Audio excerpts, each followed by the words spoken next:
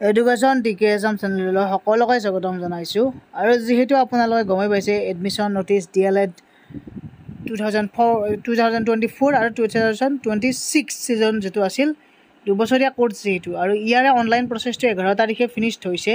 আৰু সকলোৱে গমেই পাইছে যে ইয়াত 50% মাৰ্কছ লাগিবই, কাৰণ 50%ৰ তলত হ'লে কিন্তু DLED কৰি লাভ নাই। কাৰণ ইয়াতে যিহেতু এটা চাকৰি পাবলৈ হ'লে টেটৰ লগতে গোটেইখিনি মাৰ্কছ জড়িত হৈ থাকে, যিহেতু হায়াৰ ছেকেণ্ডাৰীৰ মাৰ্কছ।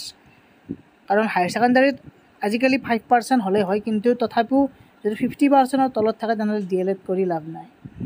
গতিকে আমাৰ যিখিনি জেনেৰেল কাষ্ট আছে সেইখিনি 50% মাৰ্কছ লাগিবই, আৰু যিখিনি SC ST আছে তেওঁলোকৰ 5% ৰেহাই দিয়ে।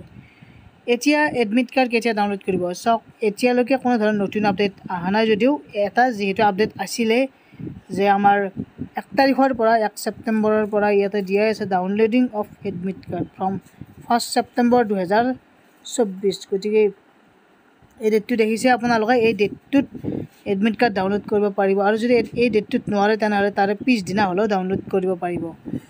আৰু ইয়াতে যিটো PET টেষ্ট সেইটো হ'ব 8 ছেপ্টেম্বৰ তাৰিখে, আৰু ৰিজাল্ট দিব 23 ছেপ্টেম্বৰ তাৰিখে।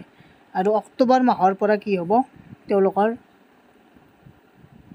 কাউন্সিলিং ষ্টাৰ্ট হ'ব। কাউন্সিলিং মানে তেওঁলোকৰ কোনখন ইনষ্টিটিউটত যাব, কোনখন ইনষ্টিটিউটত ছিট পালে ফাৰ্ষ্ট প্ৰিফাৰেঞ্চ কোনখনত দিব, চ' তেনেকুৱাকৈ হ'ব। গতিকে গোটেই প্ৰচেছবোৰ মই এই মোৰ চেনেলৰ জৰিয়তে দেখুৱাই থাকিম বাৰু। তথাপিও ছাবস্ক্ৰাইব কৰি ৰাখক, কাৰণ আপডেট নাযাব পাৰে, বেলেগ এনো প্ৰেছ কৰি ৰাখিব।